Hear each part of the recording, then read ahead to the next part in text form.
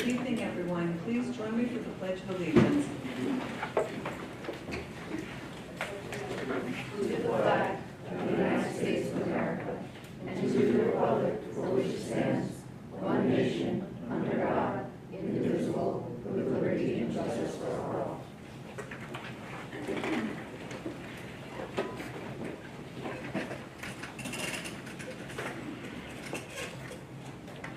Tonight, we have the presentation and discussion of the proposed 25-26 school district budget. And then we have an introductions for a meet the candidates afterwards. So I am basically going to turn it over to our superintendent, Mike Bennett, and to talk about the budget. Thank you. Thank you, Tracy, and thank you everyone for coming out. A nice little break in the rain. I wasn't too sure about this about 3 hours ago when it was pouring rain out. So thank you for coming out. As Tracy mentioned, tonight is our annual budget hearing. So I will kick us off, and then I will hand it over to Todd Hilgendorf, who is, along with our administrative team, has put hundreds of hours into the budget and taking a look at different aspects of it. So we'll go through that, and at the end we'll be able to answer questions that people may have. So as we do every year, when we take a look at putting together our budget, again, we start this process internally probably in late November, early December, planning for the next year. And what we use as our baseline really is our district mission and our goals. And we really want to make sure that we're rooting the decisions that we're making and taking a look at every aspect of our process in the school district as it pertains to curriculum, culture, and community. So as we have conversations with our administrative team, which we meet every Tuesday, starting again in probably January or February with those folks, we would start to have those conversations. We always bring it back to and always start it with those three things in mind. So as you listen tonight, understand that our mission is to continue to deliver a quality program for our students here in Greenville and to be responsible with the community's tax dollars. So at this point, I would like to turn it over to Mr. Hilgendorf. Thanks, Mr. Bennett. Good evening, everybody. Thanks for coming to our budget hearing. So before I get into the slides, just a review of the different documents that are out there. So online, these can be found, and here in the room, we have paper copies. So the first document is the slideshow that is up tonight. This is on the screen for folks who are here tonight, but it's also posted on the district website. The second document is the budget vote and Board of Education election. It's the proposed 25-26 budget. It's the budget workbook. So everything that I'm going to share here tonight is kind of the big overview of the 25-26 budget. This document goes into much more detail, and that can be found on the website for anybody that's interested in doing that. And then last but not least is the budget newsletter. So this is, again, an overview of the budget that is being proposed for the 25-26 school year. There are copies for folks here tonight. This will also be put in the mail, be heading out tomorrow. Thanks to Sierra Pizzol, our communication specialist, for all the work that she did on that and getting that out tomorrow. So that will be coming to folks. Also posted on the website as well. So to start with our slides tonight, the ballot propositions. So when you come to vote on May 20th, what will you see on the ballot? The first thing is what we're here to talk the most about tonight, which is our proposed school budget, as well as the tax levy that supports that budget. The second thing is a bus acquisition, so I'll share a little bit more about that later on, but for the purchase of school buses. Number 3 and 4 are the public libraries, so this goes through the district vote. The money doesn't go to the district, but to increase the public library fund, the voters vote on it through our ballot. So that's for the Greenville Public Library and the Rensselaerville Public Library. And then the fifth, last item, but certainly not least, the Board of Education elections will be on the ballot. Starting with the budget. So this is a big picture overall. The top half of this slide is looking at the budget in total. So the total budget that we're proposing for the 25-26 school year and the expenditures for that budget. It's also showing a comparison to the current year for the 24-25 school year. So big takeaway on the top half of this slide, it's about a $1.6 million increase in budget to budget, which is a 4.61%. So that's the total budget overall increasing 4.61%. The bottom half of this slide, one part of how we pay for that budget is the tax levy, the taxes that we collect from our community. So the bottom half of that slide just shows the tax levy, or the total amount that we collect in taxes from the tax base. Again, showing the current 24-25 school year tax levy and the proposed tax levy for next year, 25-26. The increase in the tax levy is just about $340,000, or the 1.83%.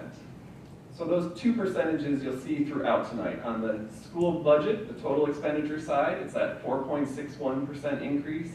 And on the tax levy side, it's the 1.83.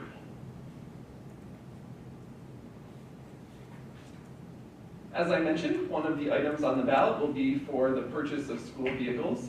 So we have a bus replacement cycle that goes through, looks over long-term, how we make sure that our fleet is the best fleet that it can be, safe. We also don't want a fleet to get too old so that we're putting so much money into repairs. So we make sure that we have a bus replacement cycle. That cycle, working with our transportation department, has us replacing 6 large or full-size buses for the 25-26 school year. Hoping that we can get those buses over the summer so that we have them to start the school year with in this fall. So this, we're looking for a $1 million bond, or not to exceed $1,005,182. So that is a separate item for you to vote on the ballot so that we can take that money in the form of a bond in order to purchase those 6 buses. Public library, this shows, as I mentioned at the beginning, the public library, in order to have an increase to their budget, it goes on the school budget vote.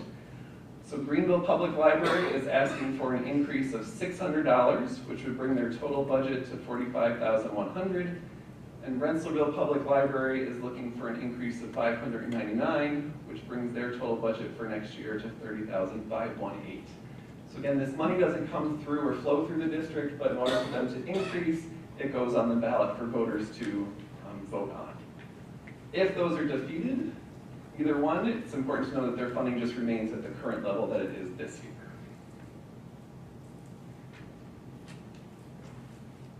And then Board of Election vote. So we have 2 spots for 3-year terms. And the order of how they show up on the ballot is actually determined by a random draw. So the 3 names in the order that they will appear on the ballot are James Gucci, Mariah McDonald, and David Finch.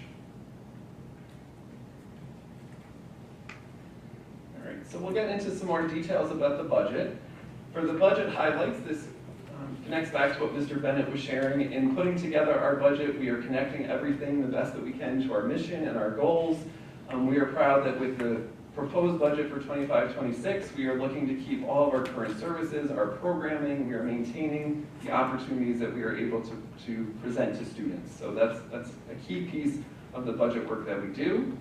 And then balancing that with fiscal responsibility and how we use the taxpayer dollars from our community. It's important that we also stay within the tax cap, or the tax levy is within that cap. Again, I'll get into some more details about that, but these are 2 key highlights, balancing what we're asking for from the community with what we're able to provide for our students here at Greenville School District.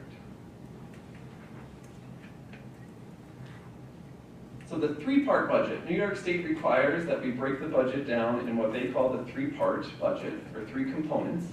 Those components are the administrative, capital, and program. So this slide just shows overall a comparison from the current year for each of those components with the proposed budget 25-26 for each of those components. In addition, it shows the amount that each of those are changing, the percent, and then the percent that portion or that component makes up of the total budget. Not going to read through each of these numbers, but they're here for you. If you have questions, you can certainly ask at the end. The important kind of total, if you look at the bottom, there again is that number, that 4.61%. So these 3 components take all the expenditures that we have as a district in the proposed 25-26 budget. And again, the total increase is that $1.6 million, or 4.61%. So we'll look a little closer at each one of those components. Lots of numbers and lots of details that go with it. Again, not going to read through every single one. What I'll do for each of these is just give a brief overview of kind of what that component includes for the school district, and then focus on some of the items that you'll see some of the largest increases or decreases, so the areas that are changing the most significantly. So starting with the administrative component, this is a detailed list of all the items that go into the administrative component. To give you just a different idea, this includes the administrative staff of the school district, along with the clerical staff that supports them, any costs that are associated with the school board, and then another significant cost in this area is our liability insurance. So all those pieces fit into the administrative component. Looking at this, just to pull out two, as I mentioned, that are kind of the most significant changes. The first one is listed as insurance, and you'll see that that's an increase of 24.39%, which is significant. That's a significant increase. That's coming from the liability insurance. So the insurance that we have for any liability or anything that happens on campus, those rates are increasing higher than typical between this year and next year. That's not unique to Greenville, it's actually across the region and across the state. So that number is a larger increase than most years. And then the second one, just to touch on, is listed as research, evaluation, and planning. And that actually has a decrease of 49.33%. Again, that's a significant change. That's actually from a decrease in a service that we purchased through Questar. So through the work that we do, especially Scott Gardner, our IT director, a lot of it has to do with data reporting that we have to provide to the state. We've just been more efficient in our systems and have been able to reduce the amount of support that we're going to require from BOCES. So that's an example of we're always looking for areas. Is there a possibility to reduce or cost savings? So that's a reduction based on purchasing less service from Questar for next year in that area. So that's kind of the highlight for the administrative component. The second component is the capital component. So this includes the salaries and benefits of our maintenance and custodial staff, and then it includes anything for debt service. So money that we borrowed for the purchase or for the purpose of a capital project, construction projects, as well as bus purchases in the past. And then it includes purchases for any facilities, maintenance, repairs. All those items go into the capital component. To highlight a couple of significant changes in this area, the first one is debt service. So debt service being the money that we are paying back on bonds, money that we borrowed for a variety of purposes. So the increase in debt service is 58.92%. Again, that's a big number, seems like a significant increase in change, and it is. An important note here is that increase is directly connected to our current capital project. So the current capital project happening across the district that is will be completed by this December. We will, in the 25-26 school year, be required to start paying back the bonds that we borrowed for the purpose of that project. So while in this area it looks like an increase, in a couple slides later I'm going to show you where our state aid, specifically building aid, is increasing at almost the exact amount. And the reason is when the project, the current capital project was put together and the financial planning that went along with it, it was designed so that the first year that we were going to have to start paying this higher amount for our debt service was going to be offset by the building aid that we get back from New York State. So our building aid on construction projects is approximately 70%. So for every dollar that we spend on a construction project, yes, we're paying that, but we get approximately 70% or 70 cents on the dollar back from the state. So big picture here, yes, debt service is increasing, but it's offset with an increase in building aid on the revenue side. And that was all part of the design of the current project. The other item that is a significant change on this slide is the band, so a bond anticipation note. And this is actually a 100% decrease. So what we did have budgeted this current year in that area is going away next year. Again, this is directly related to the current capital project. So to get the project started in this current school year, we had a bond anticipation note, money that we borrowed for this current year, so we had to have an interest payment just on that amount for this year. So next year, that interest payment goes away, and it's all part of the bond. So big picture here, debt service is changing, and the band amount is changing, all connected to the current capital project. The other numbers in this area are very consistent and stay similar from one year to the next.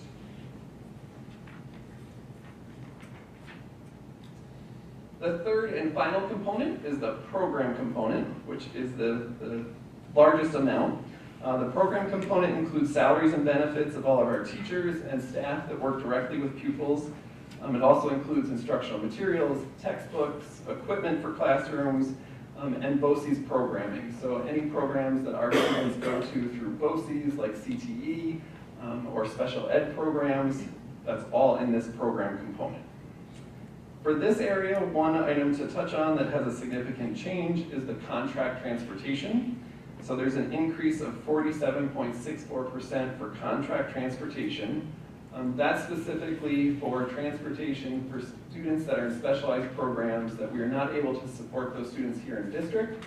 So through special ed programs, both private and public in other locations, to transport the students to those programs, that's what that cost is. We've had an increase in the number of students attending those programs, so that increase is the result of that.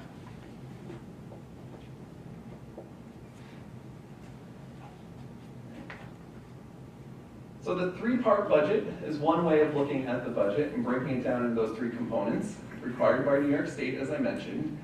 A different way, so take those three parts, put it all back together as a whole, and this is just a different way of dividing up the budget, and sometimes makes a little bit more sense, or just a different way of looking at it. So this breaks it into different categories. So down the left-hand side of the slide, you'll see those 7 different categories. So salaries and benefits. That's salaries and benefits for every employee of the district, regardless of what component they would fall into, capital, administrative, or program. This just puts all the salaries and benefits together. And then the second line, contractual services. So regardless of what component, this pulls them all together if it's a contractual service that the district contracts with another vendor for that purpose. And you can work your way down the left-hand side. It's just a different way of organizing the budget into different categories. Key point here is, if you look at the percentage of total budget, which is the column all the way to the right, you'll see the most significant category for us as a district is our salaries and benefits, which makes sense, right? We are a human industry. We are human capital. We need people to do the work that we do as a school district. So obviously the biggest percentage of our budget, 70.5%, comes from the salaries and benefits of those that are part of our Greenville school community as faculty and staff. And then the other areas, you can see the different percentages that those make up.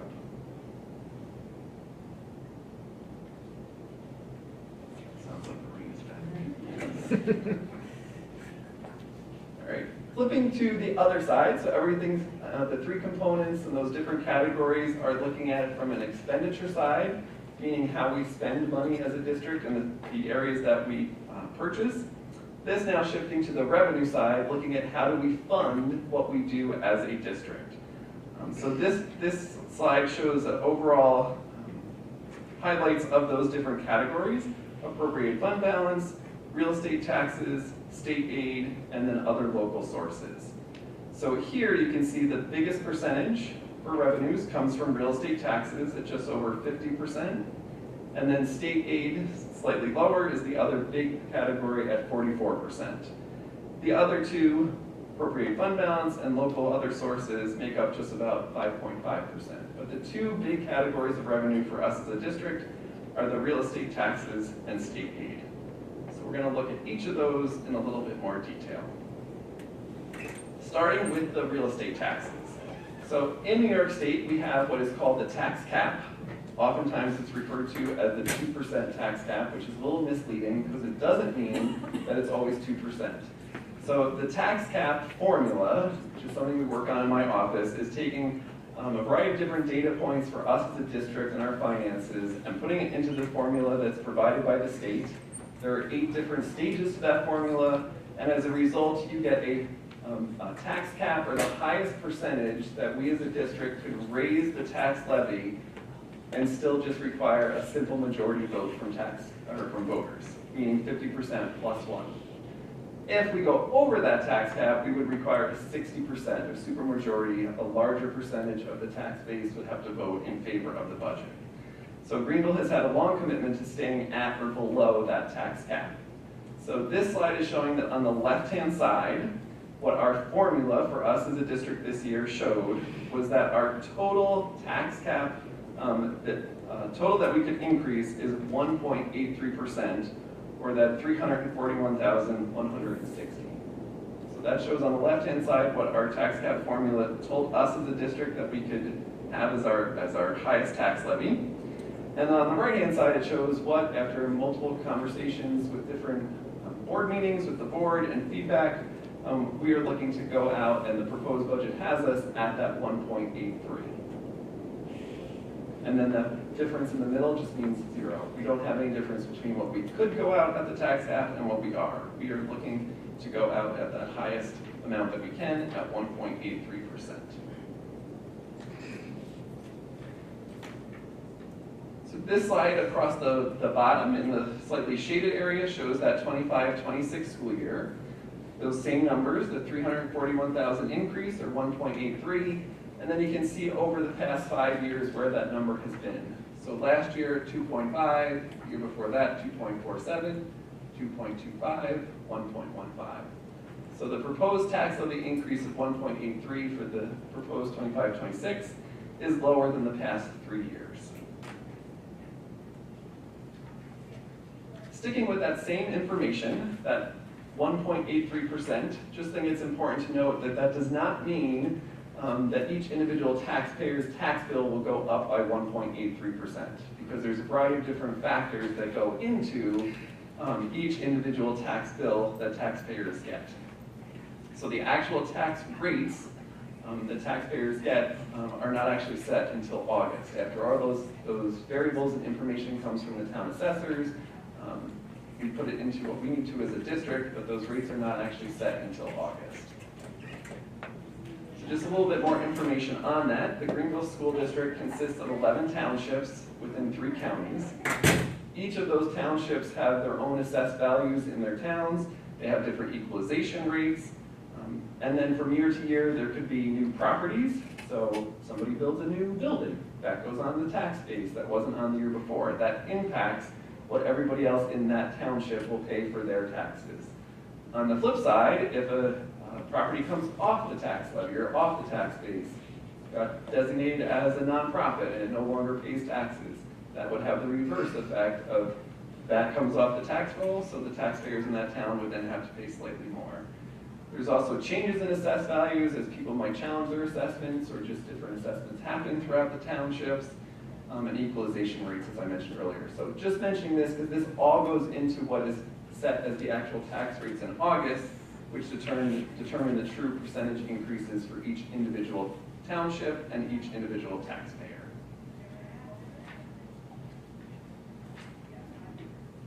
Shifting away from the tax levy and looking at the other significant category of revenue, and that's state aid.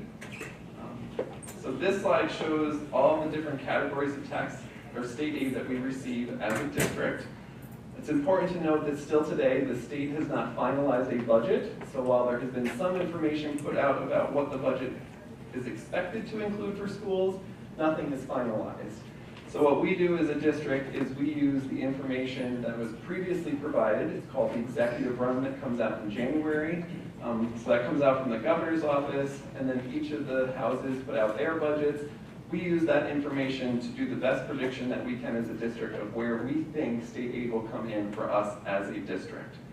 So this slide shows all the different categories down the left-hand side. It then shows what we are what was proposed by the executive budget. So what came from the state for 25-26. That's what's in the shaded column. And then it has for us as Greenville what our current 24-25 revenue budget was, or state aid was, and what we are proposing or predicting for that state aid for 25-26. So just a little bit more conversation on a couple of these. The one that you hear the most conversation about currently at the state level is foundation aid. So what will the minimum increase in foundation aid be is still unset. So that's what we're waiting for, but we made a prediction based on what we think we at Greenville will receive as foundation aid. Some of the other categories on here are what are called expense-driven aids. So that means based on what we expend, or what we spend during this current 24-25 school year, determines how much aid we would get in 25-26. So an example of that is transportation aid. How much we spend in this current year for transportation services determines how much we get back in aid next year. So we as a district have a much better way of predicting, using our own internal finances, to know where we predict we will be at the end of this year for transportation. So we use that number, put it into a state formula, to get what we think we will get in transportation aid for 25-26. So that's why where some of these numbers, you see what the executive proposal was, differs from what we are proposing, is because we've gone through and done those calculations with our local data and feel like we can better predict where our actual aid will come in.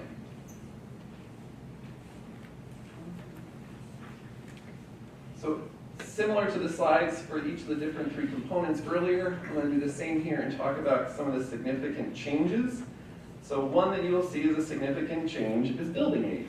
Sound familiar? I mentioned that earlier, right? So this is that revenue slide where you'll see a significant increase in building aid. And that's a result of the current capital project. The way that it was timed, we will start receiving aid back as a district in the 25-26 school year. So that's a 72.27% change, significant change in that area. That's good for us. We're receiving that back in aid as building aid. And then the second one is public high cost and private excess cost. What do those terms mean? Those are aids, or state aid for students that we have in specialized programs. So that number is also increasing from this year to next. That's a direct result, again, connected similar to what I said before about contract transportation. We have more of these students in these specialized programs. Well, because of that, we're spending more money in this year, 24-25 as well, which means next year we're going to get more back in aid than we did this year. And those are expense-driven aids. So those are two areas to kind of highlight and point out that there are significant increases in the revenue that we are looking at getting for the 25-26 school year. So a third area of revenue is the appropriated fund balance. So this has been consistent for the past 2 years. We are looking to increase this by $58,000 for the 25-26 school year.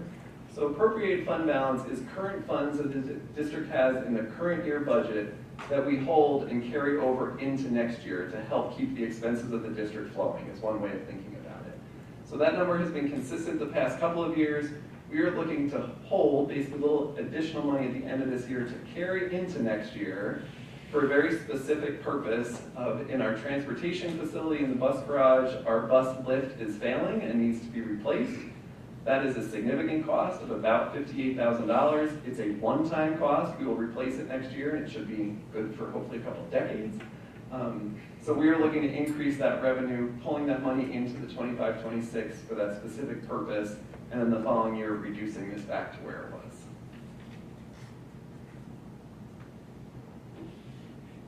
And then the fourth and final category of revenue, which is a smaller percentage overall for the district, is other local sources. So this includes a variety of different topics. You can look down the left-hand side to see the different categories. To touch on a couple of them, one is tuition. So if you're wondering what fits into this category, we do have some very specialized programs here for special ed students that we have built up. Our special ed department has done a great job of building those programs. So we are able to offer spots in those programs for students in neighboring districts. So we have neighboring districts that their students come to us, we provide the services for those students in those specialized programs, and then we're able to build that district back because they're sending their student to us. So we have a slight increase in that, which is a good thing because we're able to bring in additional revenue. Interest in earnings, so the interest that we earn on money in our bank accounts, we're able to project that we can increase the revenue in that area slightly for next year. And then the final significant change or difference on this slide is listed towards the bottom of interfund transfer debt service. So this current year, it was $205,000, and next year you'll see it's 0. That also connects back to the current capital project. very specific in the finances of that project, we used money out of a debt service reserve in this current year's revenue budget to pay that. So that was a one-time, this current year, interest being paid, using a reserve, money that the district has saved over time for that purpose. We use that in this current school year. That doesn't exist in next school year's budget. So that's why you see that as a 100% decrease.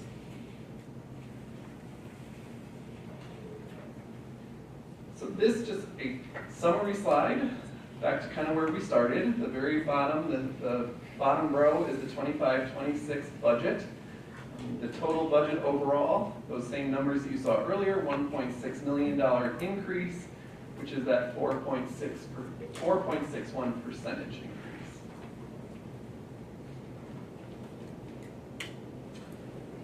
So what if the budget is defeated? This is a question that comes up, so I think it's important that we share a little bit of information. So if the budget vote that happens on May 20th, if the budget is defeated, meaning there's more no votes than yes votes, there are two options that the board has that they would have to select from.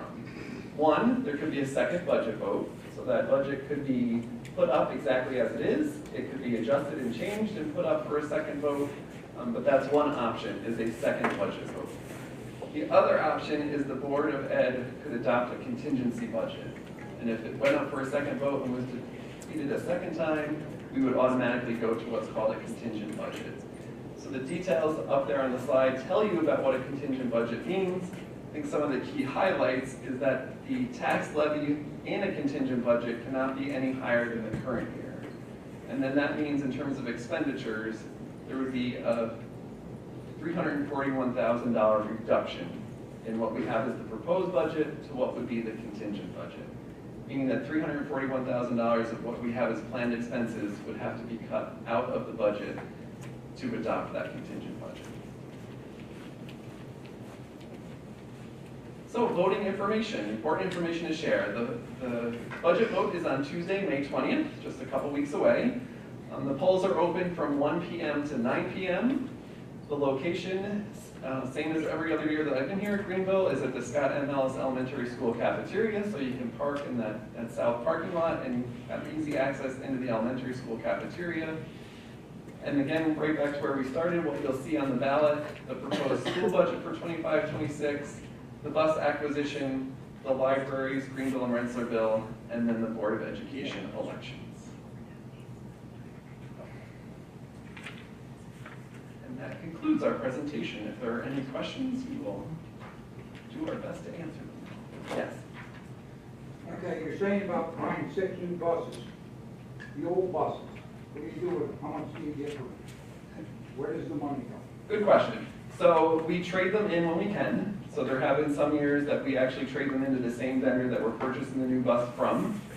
There have been other years our transportation supervisor will actually put it out, and if there's a third party interested in purchasing it outright, we do that as well. Specific numbers, we don't get much for them, I will be honest. I don't have the exact numbers of what we sell them for. That money goes right back into on the revenue side. If it's an outright purchase, if it's a trade-in value, it comes off the cost of the bus, so we borrow less than what we would if we didn't have the trade-in value. Okay. Next question. Bonds are unlike mortgages. Mortgage, you pay it off, you're done paying. Bond, you pay forever.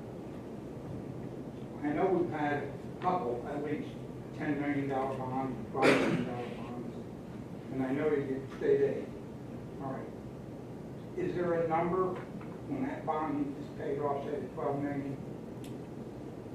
How much of that is taxpayers' dollars that goes back into the budget and was used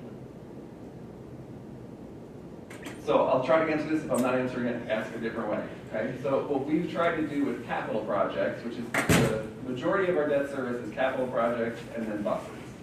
The buses have a replacement cycle that we're consistently replacing, so it's a little different. On the capital project side, anytime we have a bond that we know is going to be paid off, so the debt that we've been paying is going to be reduced, we look to make sure that what are the facilities needs in our district, how can we design in future capital projects or construction needs to line up with that. So as one area of debt falls off, we're adding another to keep the district in good shape. So we try to keep that consistent. What you don't want in debt service is, ooh, it dips one year and there's less of a taxpayer need, and then a couple years later, there's all these needs, a construction project needs to happen, and you see this spike in the increase in the tax levy. So that was part of this current capital project that we have. That fits into that narrative that I just described, as well as using reserves that the district had, and just timing the bond payments with the aid that's gonna flow in. Big picture is we do our best to keep that flat, so we don't see spikes and valleys in what we pay for debt So service. we never see a line in the budget where a bond was paid off. Not necessarily, no. Anybody else got a question? I got some more. Well, I just want to say thank you for preparing this budget. I know it's a tremendous amount of work, and I'm very pleased to hear that you're able to maintain the services and programs that we provide students. There was a time when my kids were here, and that was not the case, and all extracurriculars got eliminated for a couple of years, and they lost that big time. And it's a very tight budget, and with unclear financial times, and I think you guys did a great job, and I just want to say thank you. I'm also a big fan of the budget bus cycle, and lots of folks know that. And I'm glad to see that that's being maintained, and that we're having a consistent fleet of buses, because I remember the Bondo years when those were not good buses, and we can be proud of the fleet and the transportation department that we have. Agreed. Thank you. I noticed an increase, in the expenses, 6,000 to federal. Is there any federal coming in? Any federal aid? Yes, so we do receive federal funds. What you're seeing here is a transfer to federal. So the transfer to federal, it's actually state money, but it goes through what in the district we call the federal fund. It's for summer programming for students that are special education students that have an extended school year, meaning that they come to school over the summer for specialized programs. We pay for those programs out of the federal fund. The majority of that money comes from the state into the federal fund. We have to transfer a set amount out of general fund into federal fund to pay the district's portion of those programs. Again, we've seen an increase in the number of students in those programs, so the increase that you see is an increase in the district's share of that responsibility going to the federal fund. To answer your other question in terms of federal funds, yes, you don't see that here in the budget newsletter, budget documents, because that's all general fund that's connected to the total budget and the tax levy. Federal funds is a separate fund, but we do get title grants and other funding that comes through the federal side, yes. Do you expect that to continue? Who knows, right? There are certainly some unknowns there, yes. You're welcome. Yes. How old are the buses that are being replaced? Good question. I would have to check. I don't know that off the top of my head, but I can. What is the plan for longevity? How do you decide which buses need to be replaced? Just the ones that are failing the most, or is it based on age? It's based on age. I mean, if for some reason there's a bus that's failing more so than it should be, right, then that one gets replaced. But our transportation department does an incredible job of keeping the fleet up to date and maintained. The replacement cycle itself is based on age. It's, I believe, 8 to 10 years, but I'd have to check to be 100% sure. Thank you. And if I could just interject on that, I think also given the amount of miles that our buses drive is significantly higher than some other areas. So it's not just, let's say, 7 years kind of at an average rate. It's 7 years, but also based on mileage and so forth. So really it's a matter of balancing all needs. But I think that one of the most important things is we don't want to have a call that says we have 25 students that are stuck on a road in Rensselaerville, because the bus broke down. So really, it's managing all needs.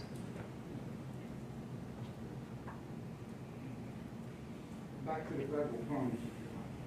Again, I'll tell you, I can't hear that well. She's my ears, but I can talk. Anyway, back to the, when the feds give you the money for the programs, do they give it to you for the year to start a program and then dump it on the district, or do you get federal funds to continue the program? Most of the federal funds are what are called title grants that have to be in specific categories. So we get a set amount that's again based on a formula. That we have not seen huge increases or decreases in those title funds. It's been rather consistent over years. If that answers your question. But.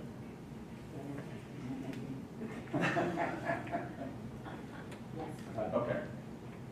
All right, the other one I got here, anyway, I'll do that number, because that aggravates me. All right, budget's $37,644,226. Now, I don't think we have 1,300 students, do we? Approximately 1,100. Pardon? 11. Okay, so if we take 1,300 students into that budget, it costs $28,957.10 per student to go to this school, and that's basing it on 1,300. You're getting 200 more, that number's gonna hit 30,000. Does it really cost that much to send a kid to school? So there's a lot of variables that go into it. I'll answer it this way. Not every student costs the same amount either. Right? We have some students in very specialized programs that require different services. So it's hard to say we're just going to take the overall budget and divide it by the total number of students. That it doesn't always work out that that's the most accurate way to say this is what we cost It's per an average, student. but yeah, It is. you can go to college cheaper.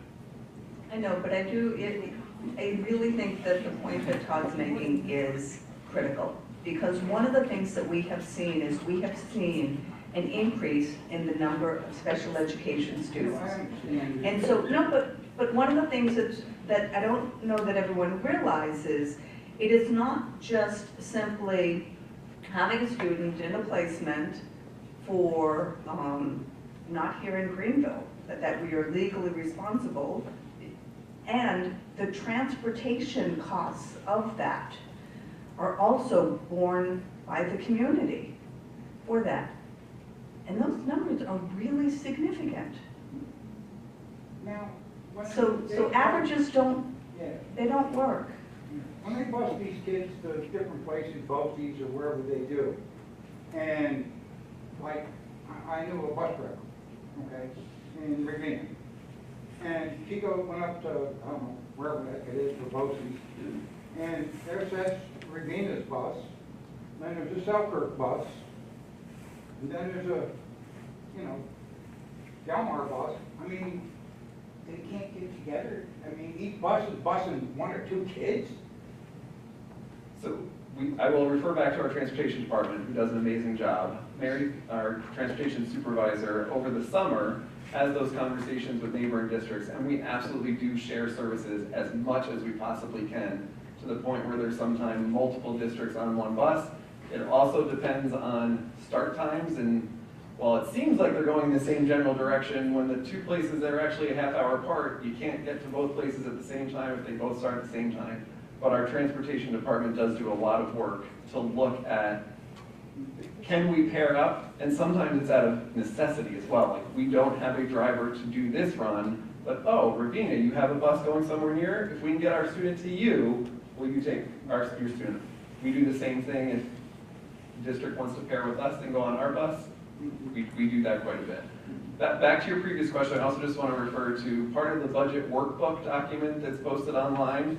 On page 40, which is part of the financial transparency report that's required as part of this document, it does break down per pupil expenditures and takes Greenville and then does a comparison to the county average and the state average.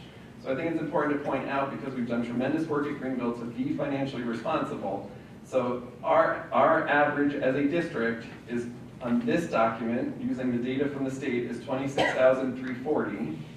The county average is $28,245, so we are below the county average. And then the statewide average is $26,857, so we're also slightly below the state average when it comes to per pupil expenditures. So just a comparison, just to see where we line up with other folks in the county and the state.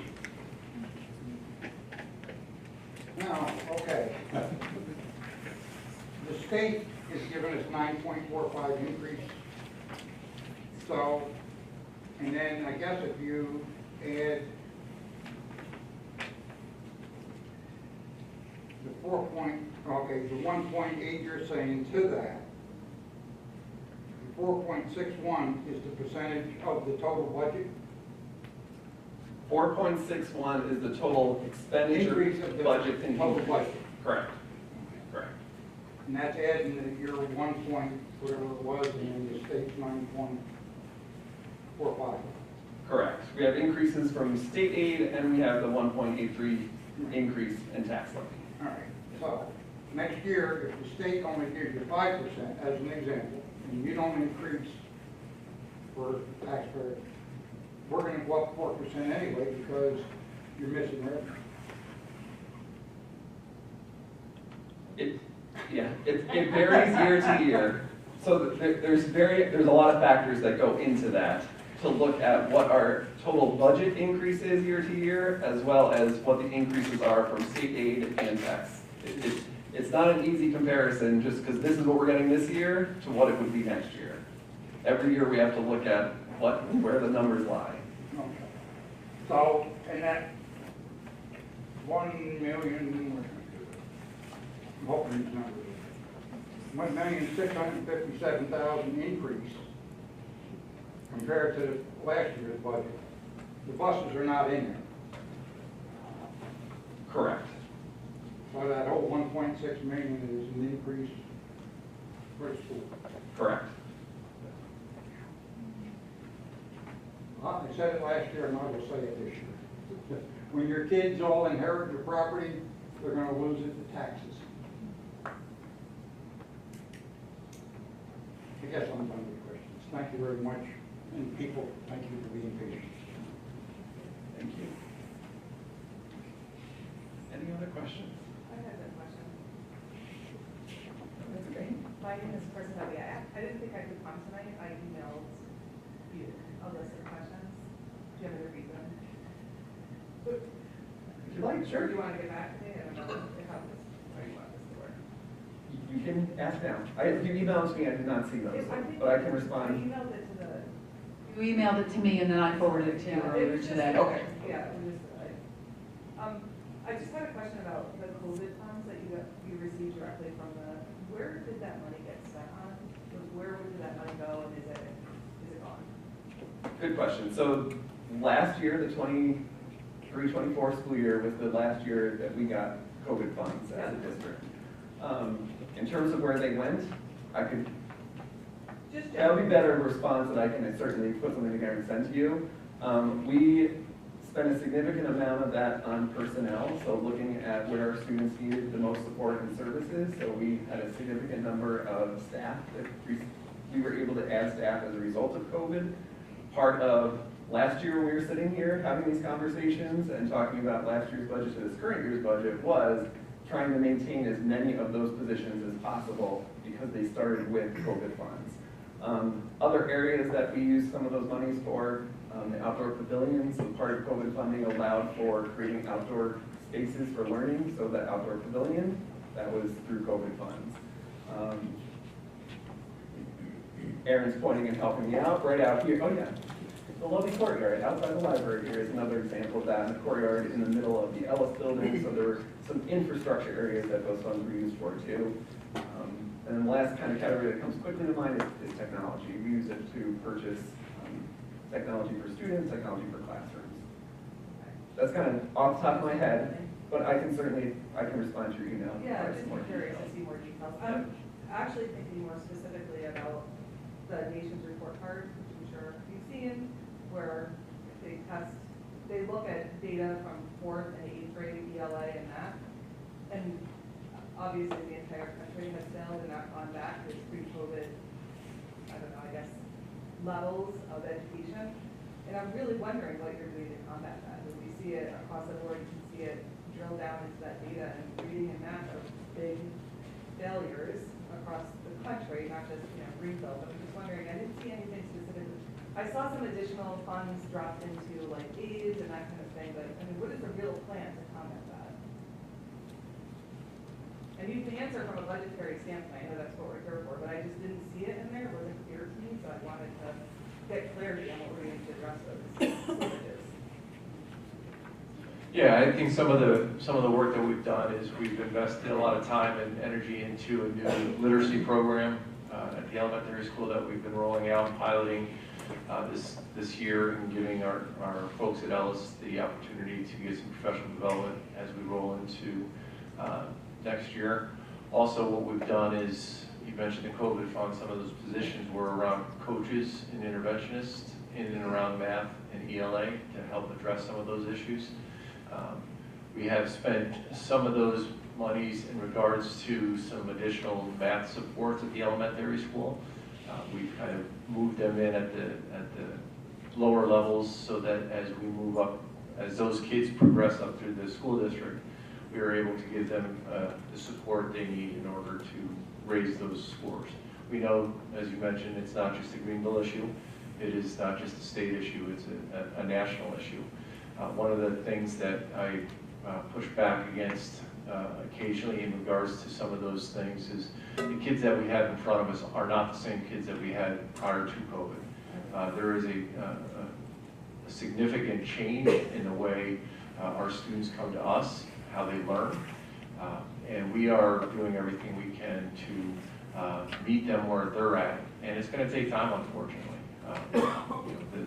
The effects of COVID, because we are no longer mandated to do all these things, doesn't mean that the effects of COVID have gone away or will go away anytime soon. So we realize that this is an area that we will continue to work towards increasing. We're starting to see some little increases in our mid-year and end-of-year updates we give to the Board of Education. We're seeing some benefits to some of those things. So it's coming, but it's not coming as quickly as some people, quite frankly, we would like. Yeah, that's a helpful answer. But just to be clear, so you use COVID funds to do some of those programs that you started instituting last year or the year before. But there's nothing, I didn't miss it, there's nothing in this budget that's specifically to help in those two areas, specifically math and reading, additional to what you've already implemented. Not additionally, you're correct. I think one of the things that what we try to target is, through the use of the COVID funds and taking a look at where we're at, is we instituted those over the last 2 or 3 years. And so we're just maintaining those things now. So as the COVID funds go away, and we want to keep these positions, as an instructional leadership group, we take a look at everything from programming to retirements to those types of things to make sure that we are utilizing taxpayers' monies in the most efficient way that we can in order to address those needs. So yes, we lost those monies, but we are able to, through strategic planning, continue to keep those positions in play for our teachers and for our students. Yeah, well, hopefully it'll be enough. But that does lead me to another question I had, which was, I know that the New York State budget was the bell-to-bell phone policy was approved. I have not attended or followed. I've seen some of your conversations online when I watched the board meetings, but I'm curious. I mean, we're talking about COVID slide. I think a lot of it is technology, at least in my opinion, a lot of that might be related to technology addiction after kids were locked with their phones and stuff at home. So what is going on with that? I know there's also nothing in the budget for that, although we know that will cost money. Are you just hoping that the legislature will give you enough to cover that? And what will it look like? Like, what have the conversations been around what your definition of bell-to-bell is going to look like? Yeah, so we are currently working on that. I know that people are coming here for the budget conversation and to meet the candidates, but we have been addressing those issues in regards to internally from a policy standpoint, from a code of conduct standpoint. We know that the governor has set aside money allegedly for school districts to implement a bell-to-bell ban. We are not privy to what that means for Greenville just yet, but we will address that issue when it comes up as far as what cost, if any, we will need to incur. So you're assuming that it is a budget question, just to be clear, because I know that it costs money, or you can look at what that one has done in some of their schools. So you're assuming that what the state is going to will cover whatever the need is that you have. Because you've not sidelined funds for implementing that now mandated requirement. And again, I think as we go through the budgeting process, we make sure that we have available funds for certain things that come up in these types of situations, but nothing directly towards a line item towards cell phone ban. Yonder houses or. Yeah, so. We also looked at some schools on Long Island that did not necessarily use yonder pouches and were able to implement a bell-to-bell policy with very little incremental costs.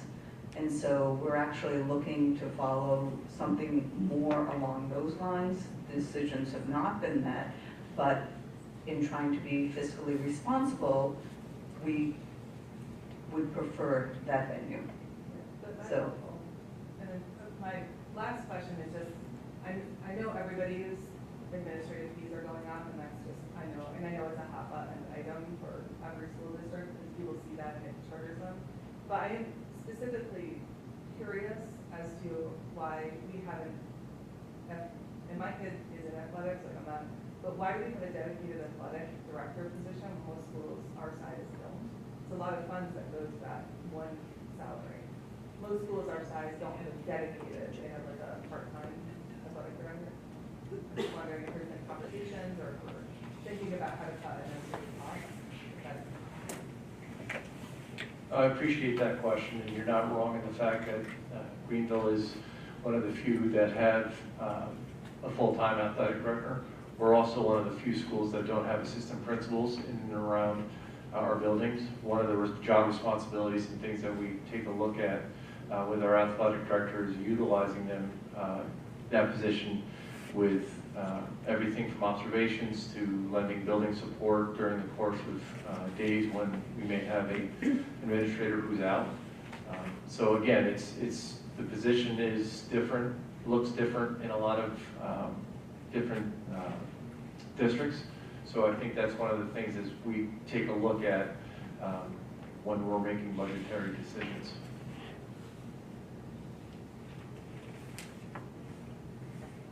Two questions, I guess. One, where do we stand on the electric bus mandate? And two, if we buy 6 buses this year, how far do we get before we gotta buy buses again? So the electric bus, there's been a lot of conversation at the state level of the date changing in terms of when we have to start buying electric buses. Our current bus replacement cycle is built around the intention of shifting to electric buses. So the buses that we are looking to purchase next year, we can keep their full life, even with the current time frame that the state has laid out. We would have them for the full life of that bus and be able to use them as a diesel bus before all EV is needed. We are not rushing to purchase an EV bus. We are currently in the process of, we have working with a firm that's doing a feasibility study for us, looking at the infrastructure of what we would need in our infrastructure to shift to EV buses. So it's kind of that, and also waiting to see where things happen at the state level in terms of any changes to the timeline.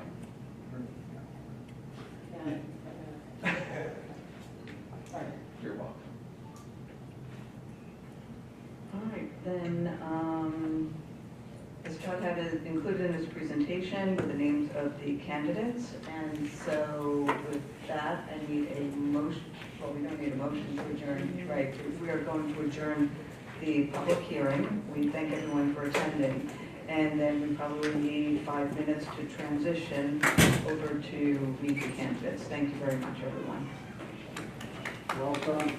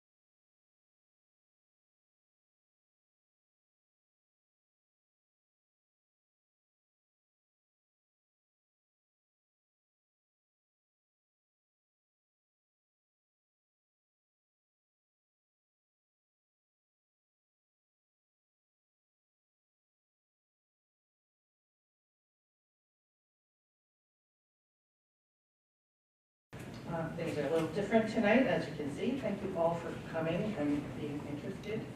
Okay, my name is Cynthia Bell, and I'm the immediate past president and current treasurer of the League of Women Voters of the Mid-Hudson region. I've been a moderator for decades and understand that circumstances have made it necessary to make changes in our process in order that the public might be better informed about their choices. For instance, we now allow streaming of events for participants and audience members because many cannot participate in person. We also allow emailed questions to be asked of the candidates. School board members are very important for a multitude of reasons, and I thank all of those who have put themselves forward for a position that can be complicated and difficult, as well as time-consuming. Public service is critical to maintaining our way of life, and it should be noted that school board members receive no salary. I have given permission for one of our candidates to join online this evening because they could not be here in person. This has been my decision based on prior experience and belief in the public's right to hear from all candidates. The PTA president also recused herself because of a personal relationship with one of the candidates. I have dealt exclusively with Daphne Pearson, who has graciously agreed to field this event. Since my usual timekeeper is not able to join us tonight, I have also agreed to have Sierra Pizzola as timekeeper, and I thank her as well. I'm fully responsible for all those procedures, enabling us to learn more about the candidates. I'll now go over the rules and logistics so that we might all be able to make an informed decision about the vote taking place. It is May 20th. Okay, please take this opportunity to make your voices heard. It is our responsibility and our privilege as citizens. Okay, that's it for that. So each candidate is going to have 2 minutes for an opening statement. After that, I have questions that have been emailed, and they'll have 3 minutes to respond. All candidates will be allowed to be, they will all be able to respond to every question. Please turn off your electronics for the duration if you have them on. And hold all applause until the end, please. So I'm going to call on the candidates in succeeding order to answer. Each candidate is then going to be given a 3-minute closing statement. So our timekeeper, do you have your signs? She will be showing signs at 1 minute, 30 seconds, and the pink one means stop. Okay, we all know. Okay, so tonight's order of speakers has been determined by drawing lots, and we are going to begin with Mr. Bucci. You have your 3-minute opening. All right, thank you. Hello, everybody. I'm James Bucci, second time running for school board, so I'm excited about it. Thank you for coming out tonight, and I thought there were a lot of good questions in regard to the budget. We'll help with that down the road. I'm a long-term resident. Mr. Bucci, can you hold on 1 second, please? Pat, can we just let? You have to stop the time while he's... Sarah? You have to stop. Yes. Thank you. We're all getting used to the new world.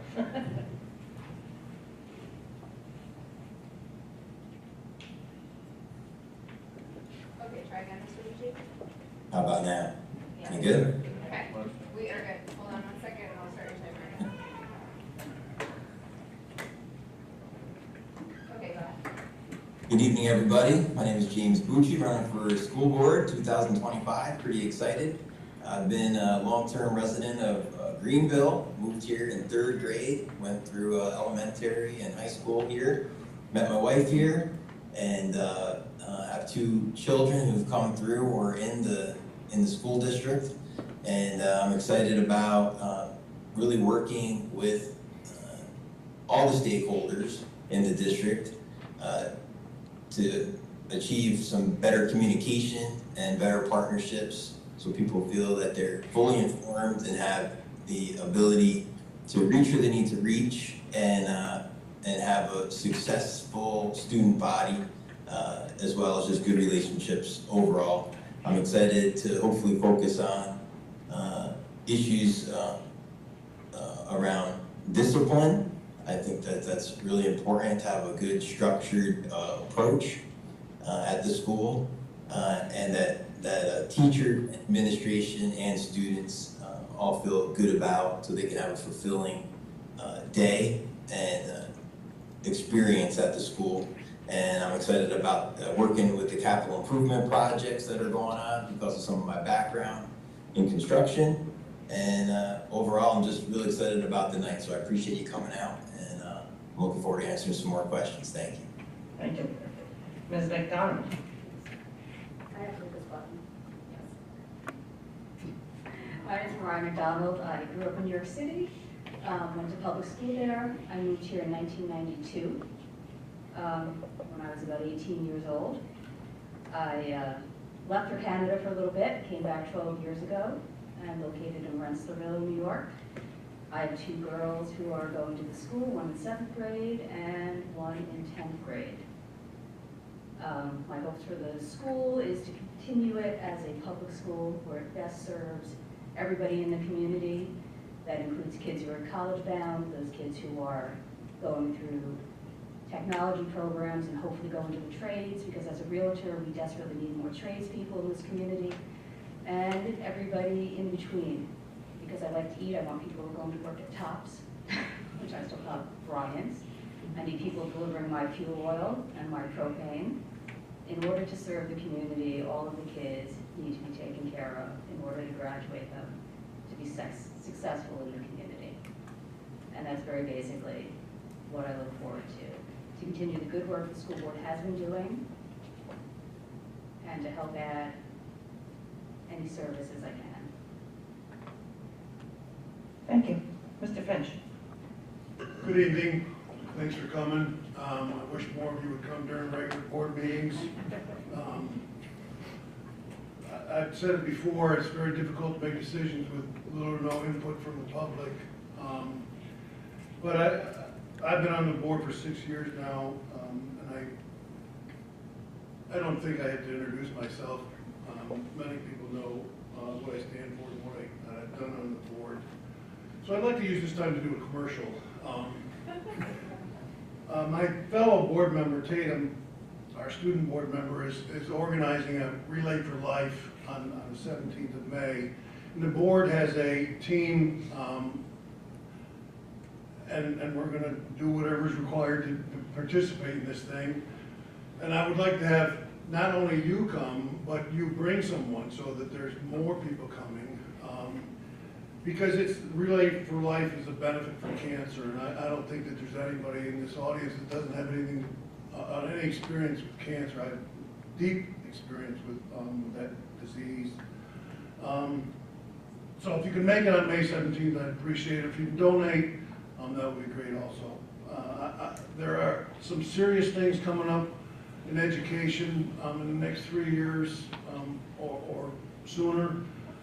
And especially in New York State, and I'd like to continue being part of the board to help make those decisions. Thank you. Thank you. We'll go to our first question. You have 3 minutes, but you don't have to take. So, what do you see as the primary work of the Board of Education, and what do you foresee your role being? And we'll start with Ms. McDonald. The first part of the question was what to foresee. What do you see what is the primary work of the Board of Education? The primary work of the Board of Education for any individual school district is to oversee that administration, education, and everything that goes into it is taken care of for the students in the community and the community in general, to oversee the looking through budgets and setting them forth to hopefully be approved or not, depending on the temperament of the voters and what's proposed. As my former positions for me, I was a volunteer firefighter and EMT. I was a lieutenant in the Greenville Fire Service and captain of the River Rescue Squad, as well as lieutenant prior to that. I've recently come off of a 3-year term Board of Directors for the Columbia Green Board of Realtors. There is nothing more stressful than bringing people together who are direct competitors in business together in order to represent a body of 1,000 other people who are also directly in competition for each other and have to work to make consensus to move forward with budgets and programs that serve both ourselves in the industry and our communities. And the school board will be very much like that. People of different positions, people of different opinions, but all hopefully working to the same goal, to serve our students and our teachers and administrative staff and all of the support staff that go into them to work towards the best outcome we can have for our communities. Thank you. Mr. Finch? Role of the board, well, last 4 or 5 years have been challenging on the board, and I'm sure some of you may have been here for some of those challenging meetings. I really kind of enjoyed them, except when I was called a liar. I didn't appreciate that. But we're a conduit for the community to the administration. And in reality, we're in charge of hiring the superintendent, and then we're in charge of the budget. That, in simplistic terms, that's what our role is supposed to be. Our community would like to have the board be a little bit more powerful, a little bit more stronger, but that's limited by policy and procedure and the way our board is always run. As far as extending that role, I think that, you know, when the community brings an item of concern to the board, we try to do our best to listen. And for sometimes, even that becomes controversial, whether or not we're listening. And since we don't respond sometimes, folks wonder if we're actually, do we even care about their comments? And that's farther from the truth. A lot of the times we have extended conversations about what folks have said. So that's the basic role of a board, and you know, either Mariah or James or both are going to get elected, and they're going to learn the role of the board, and I hope they have a Teflon head, because sometimes you bang your head against the wall quite a bit in order to get things that you want done, and it takes years, but that's the role. Thank you.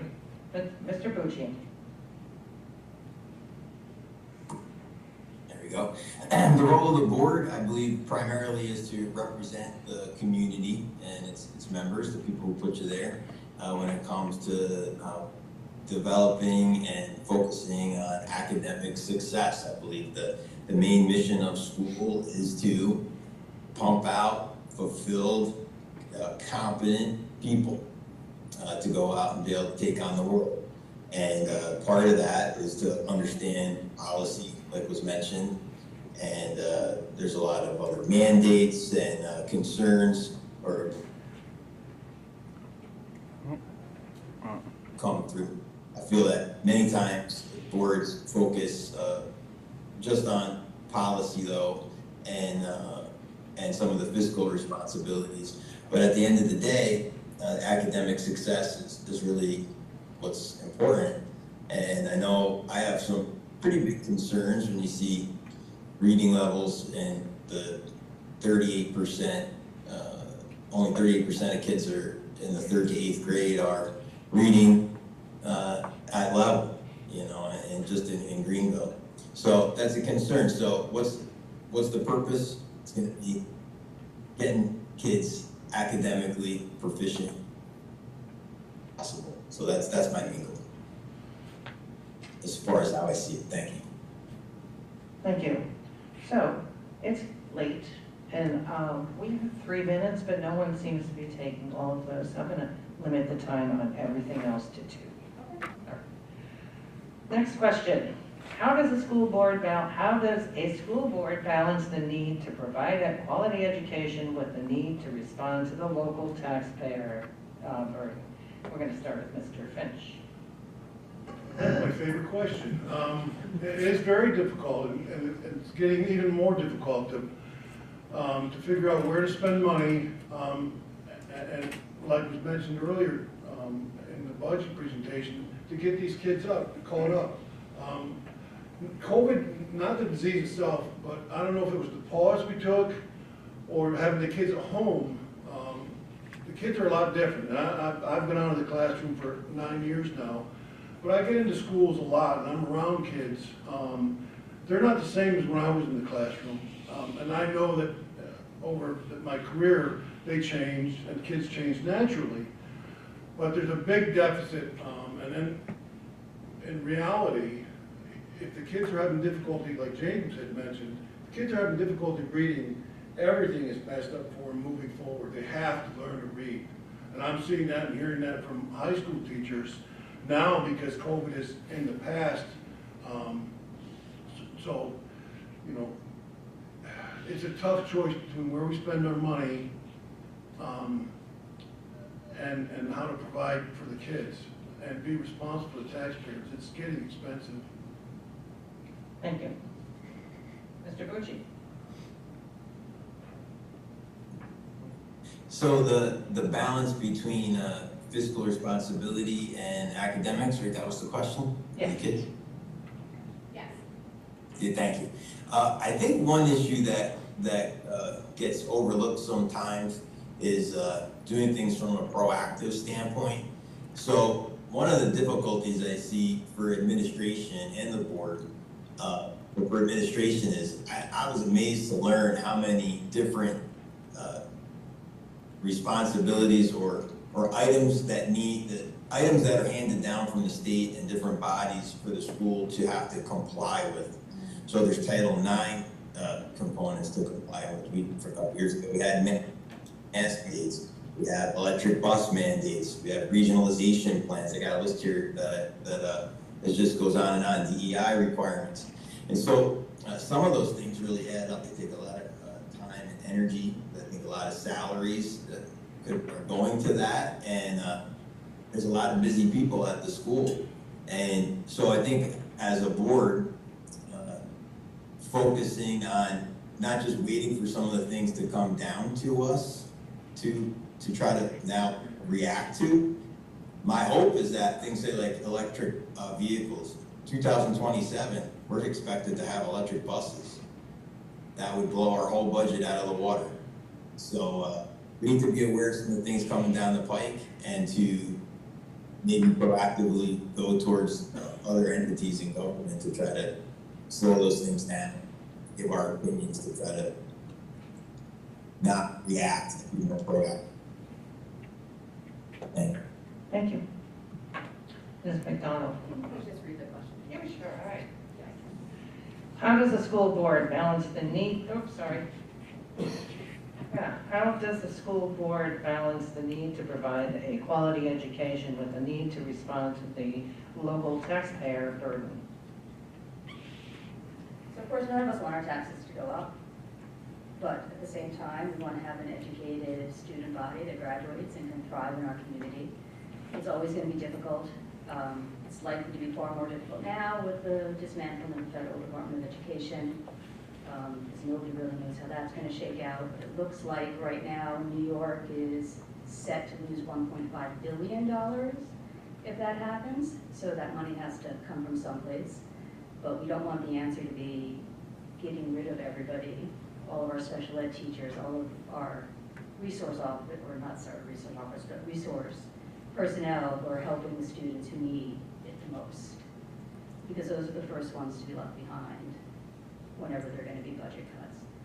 And I think the school board has done a great job. They're always very open and honest with everything in the budget as it's going forward. They're very good about answering questions and explaining it. And that's all we can really do going forward, is you try to do the best you can for the population.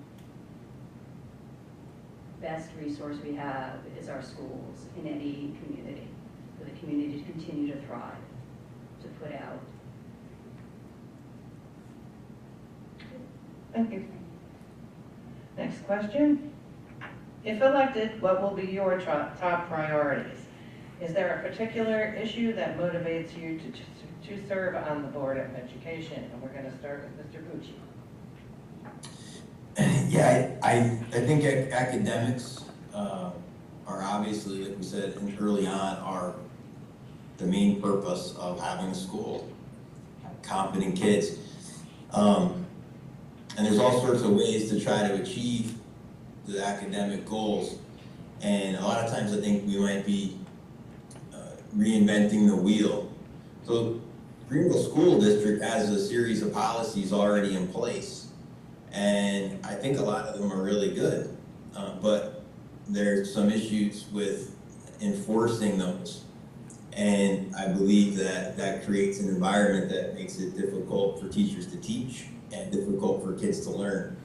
There's always going to be curriculum issues or things maybe that could be improved. But I think focusing on the environment, communication between all groups, parents, teachers, administration, students, taxpayers, is key. But I think enforcing policies so kids really know the environment that they're in, they know the expectations, they know the consequences for them. Gotta stop vaping. Kids don't want to go to the bathroom because they don't want to be around vaping. There's all sorts of little things that add up at the end of the day. Kids get sent out of the classroom for misbehaving, for breaking a rule. 10 minutes later, they're back in. So that undermines the teacher's authority. And we really need to be respectful and listen to our teachers. So I think focusing on the policies that we have and enforcing them well to really know where we're at before we make too many new changes. So enforcement of what the policies are and an effort to achieve that goals that we have. So start focus would be. Thank you. Thank you. Ms. McDonald. Was it 3 things? I will, you know. Yeah, it's a lot.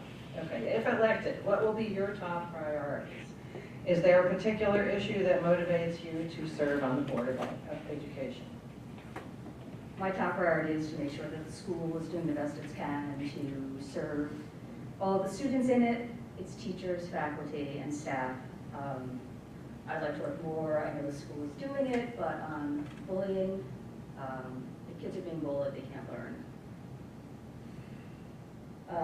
And third is further outreach with the community. I know people come here, they ask questions, but then there's the more people who come and the more engagement, the better. So there's not complaining after, because it's kind of one of those things that if we're not here to be involved and to be active, then we don't know what's happening, right?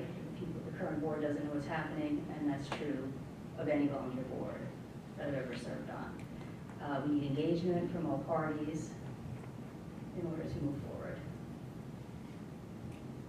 Thank you. Mr. Finch. I want to agree a lot with what James had to say. Some of the issues that are going on in the school would be my top priority, to try and fix some of those. The vaping issue we've been talking about at school board level for 3 or 4 years. The other thing is I'd like to maintain the quality that we have in this district. I moved to this district 30-some years ago because it was a great district, the best one in the county. And we had a choice of where we wanted to live because we were moving, and we decided to come here. So I want to keep the quality that we have, but improve upon it.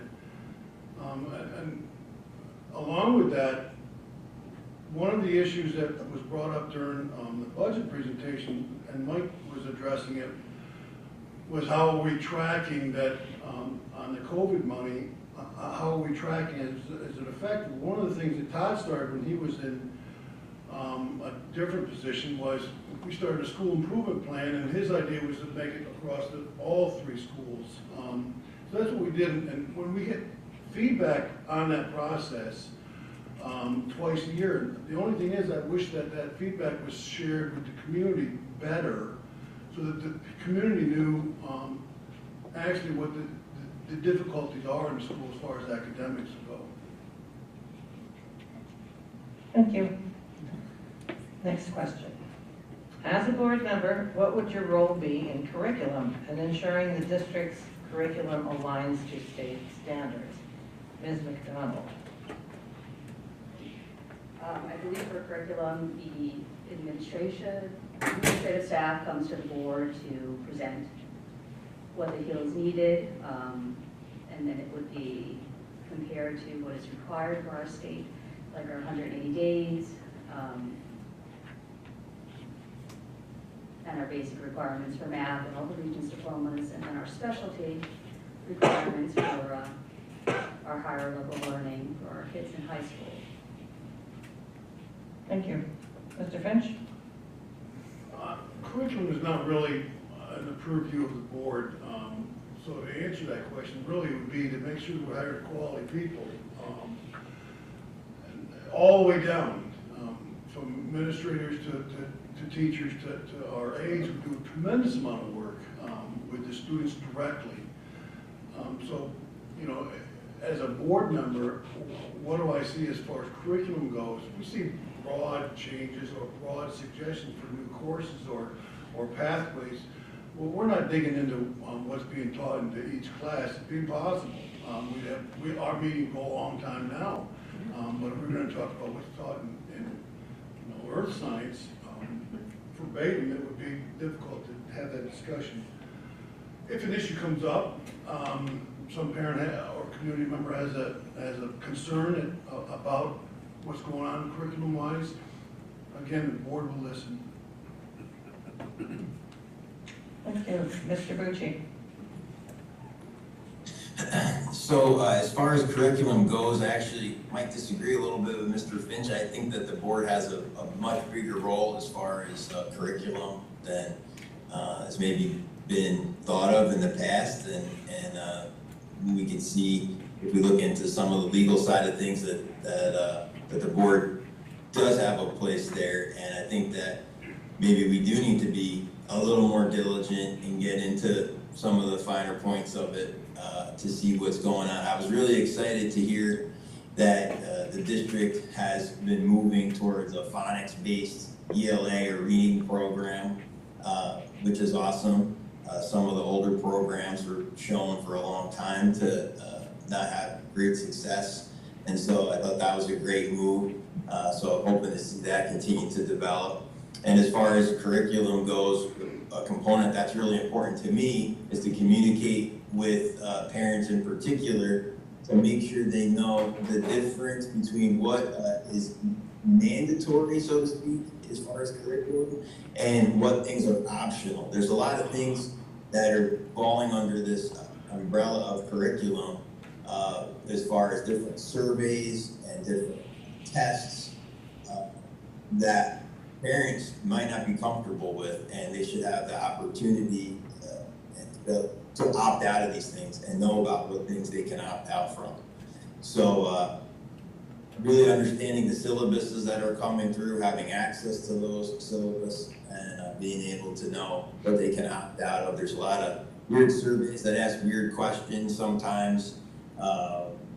You know, how far you can go on a first date. These are things that come across in the Greenville schools as part of regular classroom time. So we want to give parents more options to know how they can be, to work in their curriculum for the kids. Thank you. All right. There have been controversial topics locally, statewide, and nationwide in education. What is your view on how the district should handle controversial topics? And we're going to start with Mr. Finch. That's pretty broad. I don't even like that question. Controversial issue like, you know, not enough pizza during lunch, or, you know, banned books.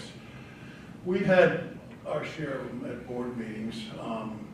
And again, some of they do lead to discussions. And then I can't remember exactly some of the controversial issues that have been brought to me, and what we've done other than advise the administrators on what our thoughts were and listen to the community. Thank you. Mr. Bucci. So I have to give the board some credit for being able to withstand some of the controversies of the last couple of years. I've been at a lot of those meetings, and they got heated at times, so you definitely got to give them some credit.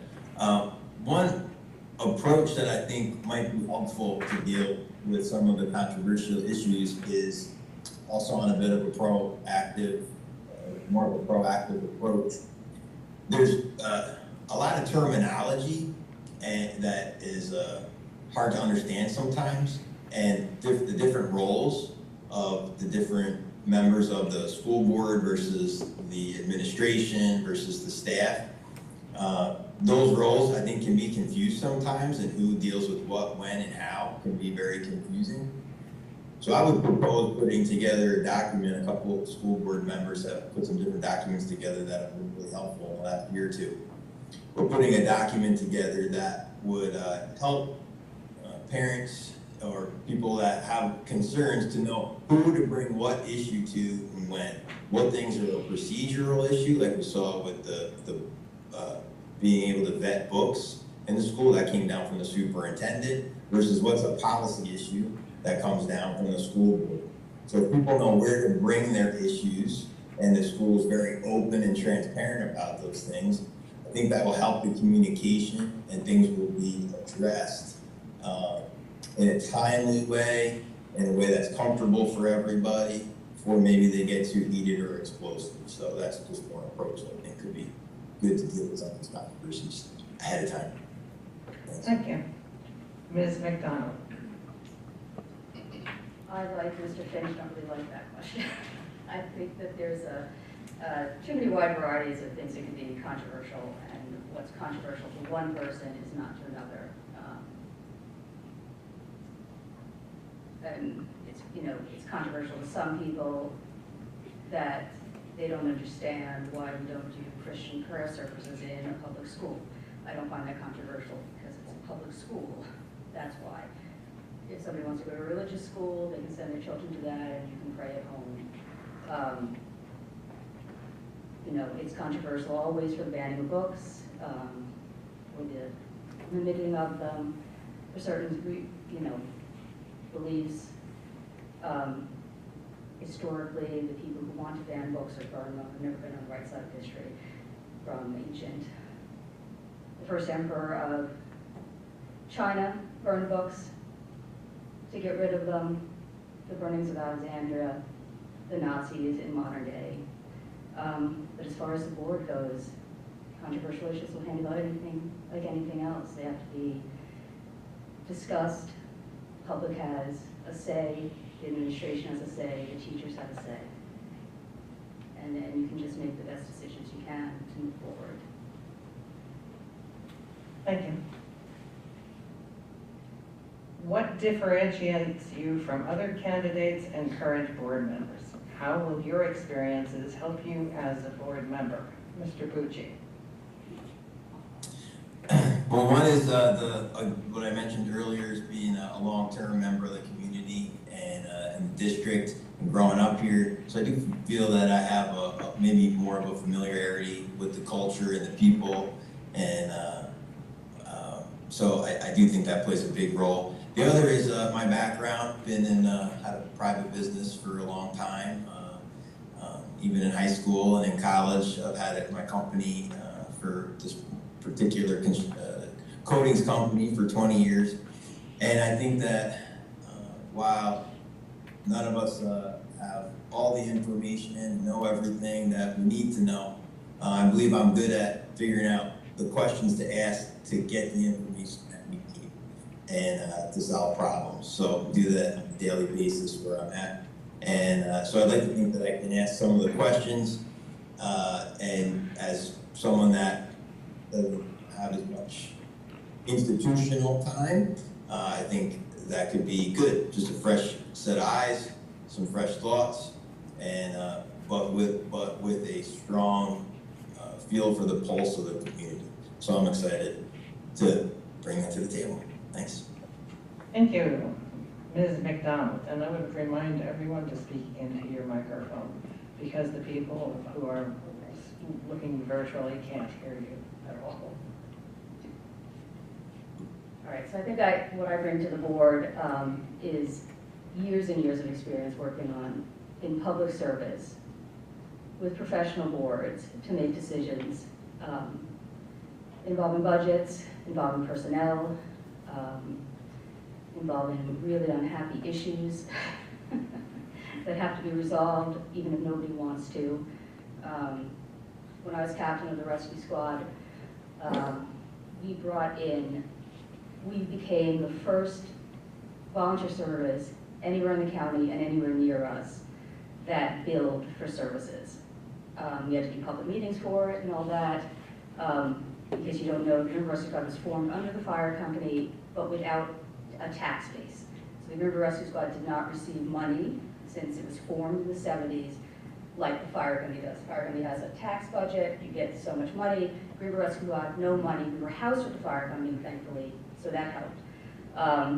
And I can't tell you the things I knew from people I knew for more than a decade, the things they called me and the rest of us. And I can tell you that within 2 years, every other ambulance in the county was looking into being serviced. Because when you have to replace your ambulance at more than $100,000 every 5 years, and you're standing on the street corners for beg for it, that is a lot of money to expect a small town like Greenville to cough up every 5 years. So going through things like that, you learn the best and the worst of people, and you still have to move forward with what we felt was the right thing to do. And now that everybody's doing it, apparently people are correct.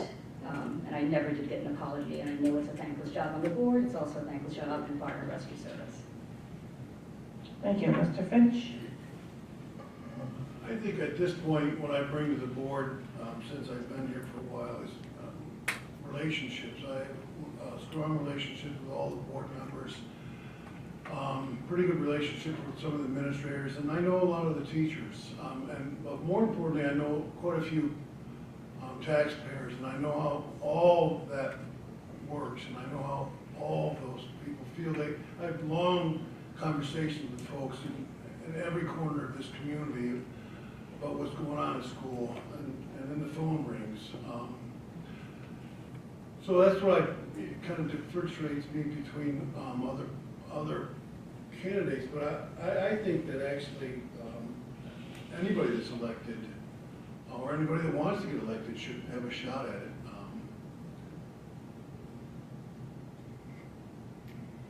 Thank you. How would you work collaboratively with others on the board and in the community, especially when you disagree with their positions or opinions? Ms. McDonald.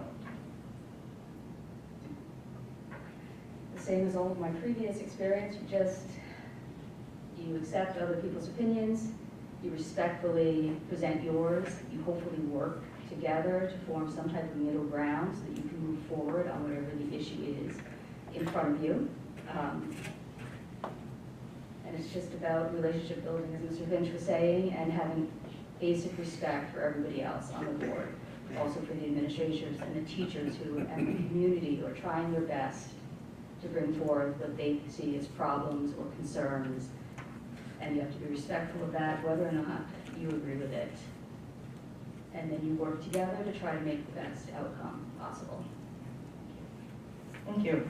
Mr. Finch? Well, I'd like to take this opportunity to thank Jay Goodman for all the work he did. He was on the board, and we got elected the same year. So 6 years of service with Jay, and he and I worked together on quite a few things at board meetings and outside of board meetings in order to move the school in the direction we were headed. I think we all worked together on finding a new superintendent after Ms. Sullivan left, and that was a difficult task. Not many people know that we had a candidate, and to use a modern term, he ghosted us, right? And then we, a former board member, myself, Duncan, brought up Mr. Bennett's name, and the board decided to bring Mike back and have another conversation with him. And you know what? I think the community thinks that somehow we landed on the right person. Thank you. Mr. Bucci. So I think it's important to try to come to a consensus whenever possible, obviously. But at the end of the day, differing ideas and differing opinions, I think, are really important. And iron sharpens iron. So if we're bringing good ideas to the table with each other, we can really go back and forth to come, like any didactic situation, we can come to the best solution, I think. So, agreeing is great, but I think having good, strong convictions and being objective with the things and the information that you're bringing forth, referring back as much as possible to the policies that we have in place to really guide us versus using just going by opinions or our emotions of the day are critical. In my job, I deal with folks at big companies for a lot of dollars often, and there's all sorts of issues or problems that need to be solved. So the mission is to find the best way to solve them, and sometimes there's multiple parties involved. So we're diligent with that, we persevere with that, and at the end of the day, I think the most important thing is, because I've been in some heated discussions at the school before, but at the end of the day, you have to remember that everyone that you're dealing with is a person. We need to deal with them with love and recognize the motives that everyone has. And if we're all on the same page and our motive is what's best for the students and the community and developing them, then we'll all be sure to work towards the best outcome. And that's where I'm at. Thank you. Thank you. Some of this has been covered already by your responses, but it's a little more specific here. How do you think school districts should navigate increasing state and federal mandates, such as those related to curriculum, equity, or health, and how would you advocate for our district in response? We'll start with Mr. Fish. As far as equity and health, well, let's see, I'm going to change that up a little bit, and maybe my fellow candidates will go along, but there's an item coming up real quick on cell phones, and where are we at on the district? We're working on a policy, and so although the governor basically wrote the policy for us, she says well, so that means, kids aren't going to have cell phones from the beginning of school to the end of school, so that's pretty much line one of any policy statewide. Now, there's going to be some pushback on that, fully expected.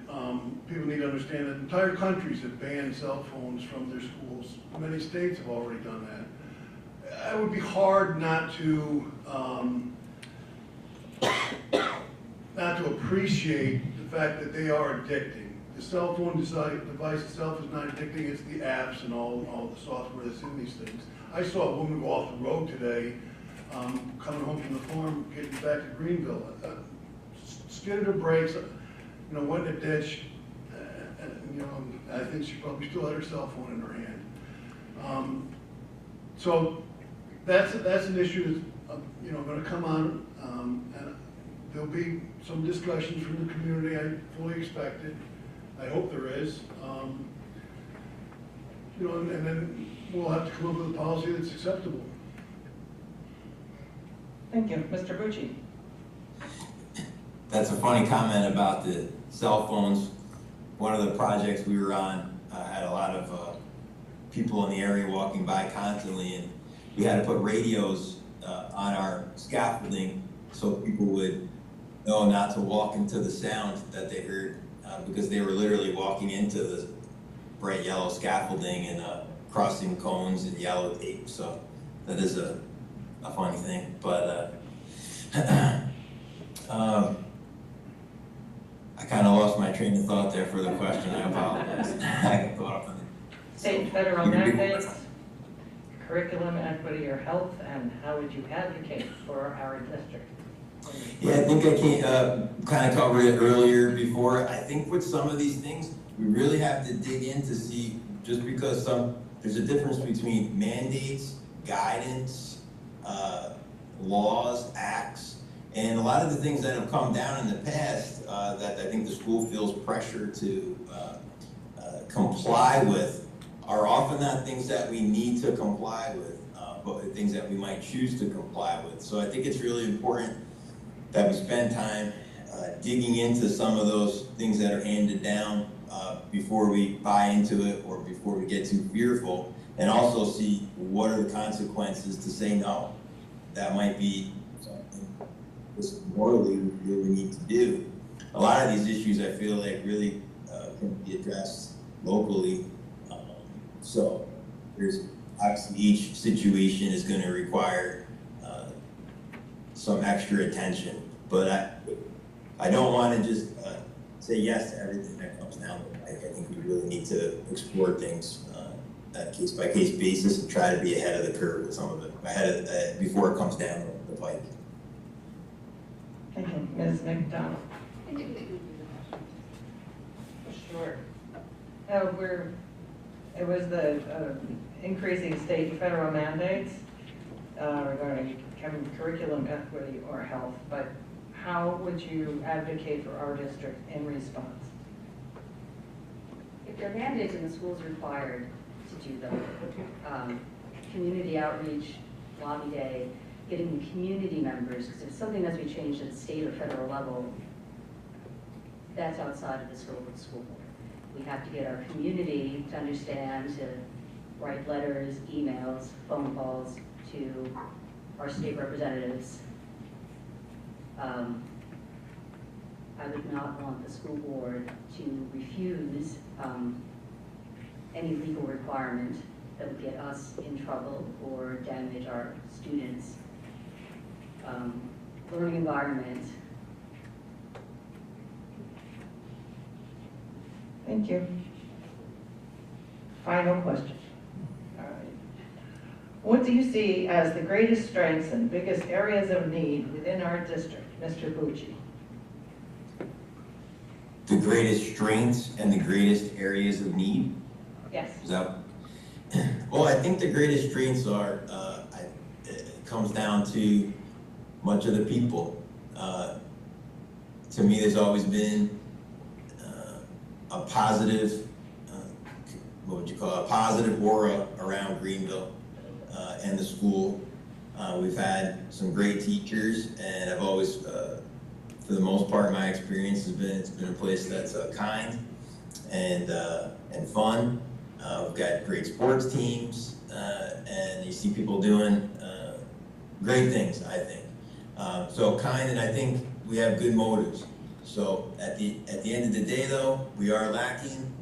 You know, we do spend a lot of money, whatever reasons it might be, but we are falling short on the academics level. So while we're having some incredible students pumping out great grades, there's still some room for improvement. So that needs to be the focus, but we have a great community, I think a supportive community, and I think there's a lot of willingness by the administration and the board to be open and to look for better communication options to work together for that. I see a lot of transparency within the existing district. So yeah, there we go. Thank you. Thank you. Ms. McDonald. I agree. I think one of our greatest resources is that we have a really engaged community.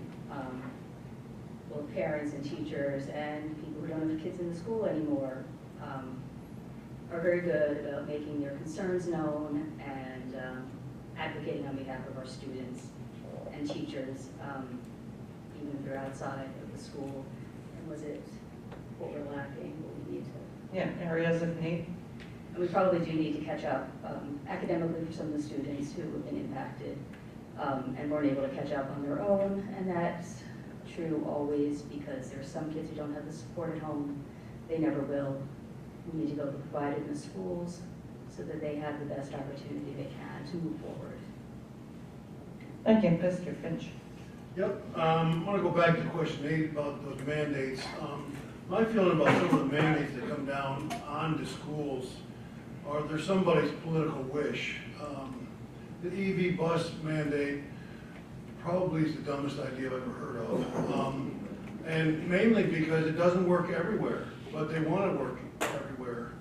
And I much rather, technology works out better when you wait a while until it's fully developed, and then you can apply it. But universally applied to all 700 and some schools is a stretch. My other idea about Band-Aids is, if it's a mandate, it's probably not a good idea. If it's a good idea, you don't have to mandate it. It'll just naturally occur. Computers in schools it just happened. It was such a great idea that everybody adopted it. Our strengths are our teachers. There's no doubt about it. We have teachers that really care about the kids.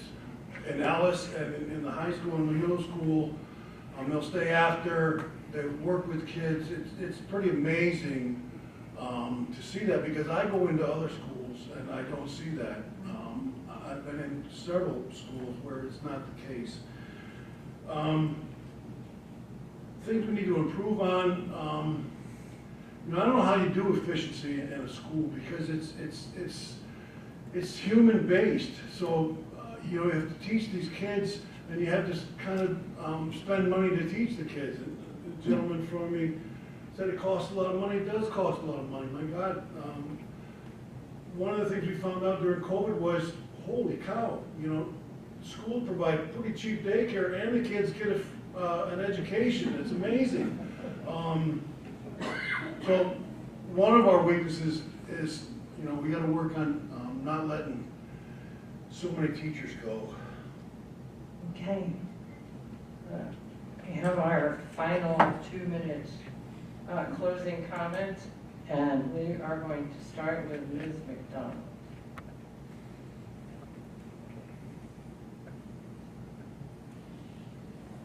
So I want to see our community continue to thrive, our school continue to thrive, and do the best we can for our students moving forward, the best we can for our teachers, the best we can for our administrative staff and everyone else in the building, and to work collectively in order to do that. I know that sometimes people will say we want to cut taxes, and that would be wonderful if we could, but if we cut the school board budget, then we have to lose teachers, we have to lose staff, we have to lose crucial services within the school. And sometimes when people say that, I know that a few years ago the school board were threatened, every member of the board was threatened with a letter that they were going to lose their homes, and they were going to lose their retirement, and they were going to lose their entire lives unless their demands were met of this group of about 7 people in the community, who then sued the board members for somewhere around $900,000 a person. Now that same person will say they want to cut taxes. So if they want to cut taxes, let's say that lawsuit had gone through, they would be personally wealthy, plus $1 million, along with their friends. And how much do you think that would cost us in taxes to pay that back? Because they were unhappy with the decision the board made. Thank you. Thank you. Mr. Finch.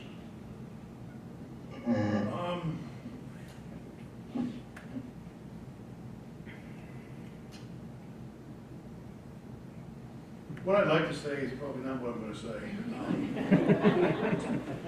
But I think that being a candidate and then serving on the board, first of all, it's a time commitment. I'm on 2 committees for this board, and I belong to another board. So I think I go to about 35 meetings a year for this school board, and then other committee meetings.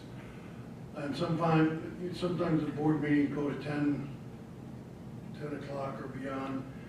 There's a tremendous amount of, if you actually do the work, there's a tremendous amount of reading you have to do, and then there's reading into the reading, trying to figure out what is actually being said in the documents and in the numbers. So it's a pretty true commitment in order to be part of this board, and I really I want to thank anybody that was wanting to join us and try to make the school better. It's an awesome responsibility if you do it right. Thank you. Mr. Bucci. Well, I just want to thank Sierra, Mrs. Pearson, and Mrs. Bell for helping organize and lead this tonight, and to allowing me to do this virtually from where I'm working out by the Mississippi River this week. And so thank you very much, and also want to thank Mr. Finch and Mrs. McDonald for being up here. I think that it's good to have a little friendly competition to get things going and to keep us on our game. And I think that really is best for the students and the district. I'm excited about the opportunity to be involved and give back. Greenville's been really good to me and my family, and so I really am looking forward to hopefully coming through. As far as if there's any gift that I might have, I think at the end of the day, persevere. And so I know if we get an opportunity to work for the neighbors and the members of the community, I'll definitely be pushing hard and doing my best to represent you well, and to care and help these kids that I think we all love so much. So thank you very much. If you have any other thoughts, hopefully you guys will follow us a little bit. James Bucci for School Board is the setup on Facebook. And the GCSE newsletter that just came out, we have a link there too, and some more bios on all the candidates. So hopefully we'll see you out and about, and get a chance to ask us some more questions, and we could be of service. Thank you so much. Really appreciate the night and all the people that took the time to come out tonight. Thank you so much. Thank you.